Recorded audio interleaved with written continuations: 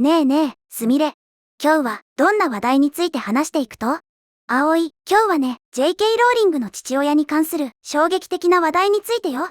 現在、彼の過去の行動についてとんでもない疑惑が浮上しているの。今日は J.K. ローリングの疎遠になった父親による大規模なマリファナ栽培疑惑、そして父と娘の絶縁の決定打となった事件について徹底的に解説していくよ。J.K. ローリングってハリーポッターシリーズの著者やろ？そのお父さんがマリファナ栽培ってどげん言うことと、頭の中お花畑どころかマリファナ畑やん。本当に驚きだよね。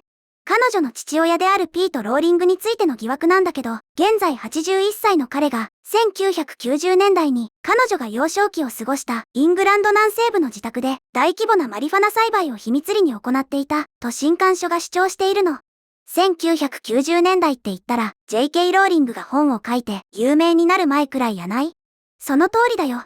父親がそんな違法なことをしていた一方、後のハリー・ポッターシリーズの著者となる J.K. ローリング自身はスコットランドのエディンバラで苦労するシングルマザーだったの。片や違法な栽培でお金を稼ごうとして、片やシングルマザーで苦労しとったってこと？ほんと、親としてどうかしとるばい。なんで、そんな話が今になって出てきたと？それはね、ソロモン・シュミット氏による来月発売予定の新しい伝記、世界を変えるペンにこの疑惑が掲載されているからなの。なるほどね。でも、その本に書いてあることって本当に信じられると？ここからさらに詳しく解説していくけど、でもその前に、ここでみんなにお願いがあるの。もし、この動画が面白いなって思ったら、ぜひ、チャンネル登録とグッドボタン、高評価を押してね。みんな、チャンネル登録とグッドボタン、高評価、ポチッとよろしく頼むばい。で、その本には誰の証言が載っとると？実は、ピートの甥であるベン・ローリングが著書の中で証言しているの。彼は、1997年のある時期に、ピートが私を訪ねてきた時、彼は過去数年間、イングランド南西部とウェールズで最大規模のマリファナ栽培者の一人だったと話してくれたと述べているんだよ。甥っ子に自慢げに話しとるやん。最大規模のマリファナ栽培者の一人ってどういう神経しとると？呆れて言葉も出んばい。本当にね。ザ・ポストが入手した抜粋によると、ベン・ローリングは、叔父が違法な事業を始めたきっかけについても主張しているの。1990年に J.K. ローリングの母親であるアン・ローリングが多発性硬化症、いわゆる MS という神経の病気との10年間の闘病の末に亡くなったんだけど、その数年後にこの違法な事業を始めたとされているよ。奥さんが10年も闘病して亡くなったのに、その後に始めたのがマリファナ栽培って、悲しみを乗り越える方向が完全に間違っとるやろ。で、どこでそんな大規模な栽培場しとったと？グロスターシャーにある一家の以前の住居、チャーチコテージという場所だよ。ベン・ローリングは、そこには落とし戸の下に隠された地下室があって、そこから照明、換気、収穫システムを備えた高度な栽培室につながっていたと主張しているの。照明に、換気に、収穫システム？ただの趣味レベルやなくて、完全にプロの犯行やん。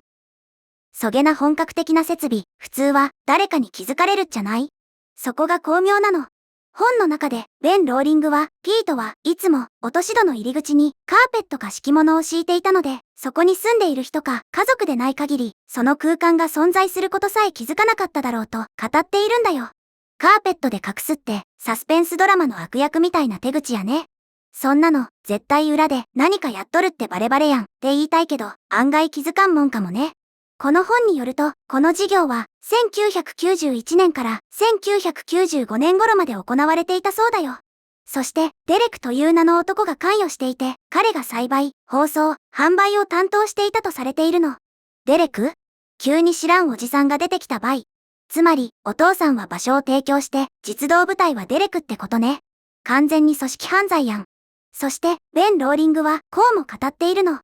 1990年にアンが亡くなった後、ピートはチャーチコテージを離れ、最終的にパートナーのジャンと共に新しい場所に引っ越した。で、お母さんが亡くなった後、新しいパートナーと一緒に引っ越したと？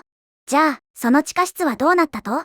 ベン・ローリングによると、地下室は広かったので、ピートはそこにたくさんの植物を保管できたでしょう。栽培には最適な場所でした。レンガとコンクリートの床は厚さ約60センチあり、換気システムも備えていたので、誰にも気づかれることはありませんでしたとのことだよ。床の厚さが60センチ？防空壕か何かね。それなら、確かに匂いも漏れんし、誰にもバレんかもしれんね。でも、そんなことしとって、警察に捕まらんかったと？当時、イギリスでは、マリファナ栽培は重大な犯罪であり、警察に発覚すれば、重い懲役刑が課せられる可能性があったの。ちなみに、J.K. ローリングが、父親であるピート・ローリングの疑惑の行為を認識していたという証拠は、一切ないよ。そりゃ相対。娘は、エディンバラで、シングルマザーとして、ギリギリの生活しとったっちゃけん。父親の裏の顔なんて知る由もなかっちゃろうね。それにしても、どうやって、その事業は終わったと？捕まったわけやないっちゃろ？ベンは、1995年にチャーチコテージが売却された後、作戦は中止され、その時点で、すべての証拠が隠滅されたはずだと主張しているの。言えば売るタイミングで証拠隠滅したってわけね。悪知恵が働く場合。じゃあ、完全犯罪で逃げ切ったってこと？それが、少し間抜けなエピソードもあるの。デレクは屋根裏部屋に彼らが使っていた設備でマリファナを最適に栽培する方法を詳しく記したマニュアルをうっかり置き忘れてしまったそうだよ。デレク、何しとると？包装とか販売しとるプロのくせに犯罪の証拠になるマニュアル置き忘れるってアホすぎるやん。ふふふ。その後、女性の不動産仲介業者がそれを見つけたんだけど、理由はわからないけど、それ以上何も進展はなかったんだって。不動産屋さんも見つけてびっくりしたやろうけど、関わりたくなかったんかもね。見なかったことにしようって。ただ、ソロモン・シュミット氏の著書にあるこのマリファナに関する主張は、ワシントンポストによって独自に検証されてはいないの。ピート氏にコメントを求めたけど、連絡が取れなかったそうだよ。そりゃ、こんな昔の犯罪の話で連絡来ても、出るわけなかろうもん。今はどうしとると？ソロモン・シュミット氏は自身の調査の結果、ピート氏は高齢のため身体機能が衰えており、介護施設で最後の時を迎えていると考えていると述べているの。そして J.K. ローリング氏の代理人はこの記事に関するコメントを拒否したよ。娘からしたらとんでもない迷惑やね。ただでさえ関係が悪そうやのにこんな疑惑が浮上するなんて。葵、鋭いね。実は、今回の疑惑は、億万長者の作家である J.K. ローリングと彼女の父親との間の、すでに有名なほどに破綻した関係に、また、新たな奇妙な展開を加えるものだと言われているの。やっぱり関係は破綻しとったんやね。そもそも、ご両親は、どんな人やったと？ピートは、ブリストルのロールスロイス工場で航空機エンジニアとして働いていて、彼女の母親であるアンは、J.K. ローリングが通っていたワイディーン総合高校の科学科で科学技術者として働いていたんだよ。エンジニアと科学技術者？めっちゃお堅い、優秀なご両親やん。なんで、そんな人がマリファナ栽培なんかに手を出したと？人生、何があるかわからんばい。本当にね。さっきも少し話したけど、母親のアンは J.K. ローリングが10代の頃に多発性硬化症と診断されて、ハリー・ポッターシリーズが出版される前に亡くなってしまったの。ちなみに J.K. ローリングにはダイアンという妹がいるんだけど、彼女は公の場には姿を見せていないよ。お母さんが亡くなったのは本当に辛かったやろうね。ええ。J.K. ローリングは以前イギリスのザ・テレグラフのインタビューで母親の死後における父親の行動を決して許していないと述べていたの。決して許していない。相当な恨みというか確執があるんやね。それって今回のマリファナの件だけじゃなさそうやん。関係は最初から完全に切れていたわけではなくて、ピートは2001年にスコットランドで行われた J.K. ローリングとニール・マレー医師の結婚式には出席していたの。でも、二人の関係は約2年後に破綻したんだよ。結婚式には出とったんやね。でも、その2年後に破綻って、何があったと？彼女は長年にわたる複数のインタビューで、父親との非常に困難な関係について振り返っていて、2003年に父親と口を聞かなくなったことを明かしたの。2012年にザ・サンデー・タイムズに、私たちは何年も連絡を取り合っていませんと語っているよ。完全に絶縁状態やん。でも、そこまで決定的に関係が壊れた理由って何やったと？フォーブスによると、推定資産12億ドルの J.K. ローリング氏なんだけど、決定打となったのは、ピートがサザビーズという有名なオークションハウスで、ハリー・ポッターの初版本を競売にかけたことだったと語った、と同誌が報じているの。は？娘が書いた本の初版本をオークションで売ったと。それって、まさか。うん。同誌によると、それは2000年の父の日に彼に送られたもので、あなたの長女よりたくさんの愛を込めて、とサインされたハリー・ポッターと炎のゴブレットのコピーだったの。それが4万8000ドルで落札されたんだよ。最悪やん。父の日に愛を込めてプレゼントしたサイン入りの本をお金に換えるって、親として、いや人としてありえんばい。そりゃ、絶縁もするくさ。当時、ピートは、金銭的に困窮していた時に、貴重な本をオークションに出品したことで、娘を失ってしまったのではないかと恐れたと語っていたの。ザ・サンデー・タイムズによると、胸が張り裂けそうな状況だと、彼は述べていたそうだよ。胸が張り裂けそうなんは、娘の包帯。自分で売っといて、何ば、悲劇のヒロインみたいに言っとると。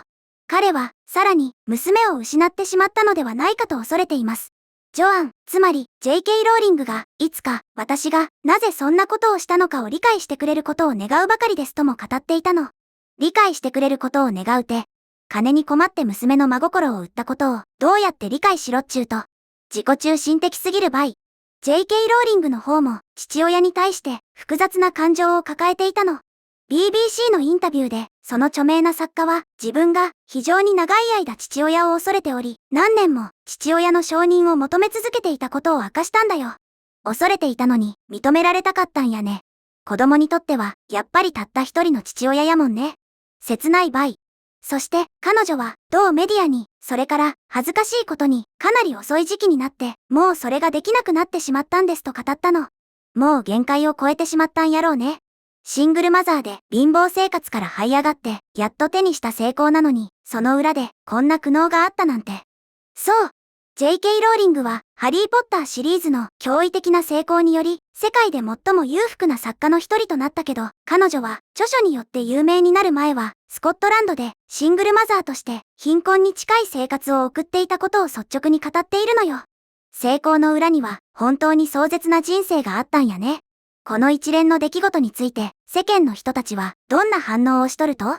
このニュースに対して、ネットユーザーからは、様々な反応が寄せられていて、あの魔法の世界を生み出した人の現実が、こんなにも過酷で、ドロドロしていたなんて信じられない。彼女の強さに、改めて感心した。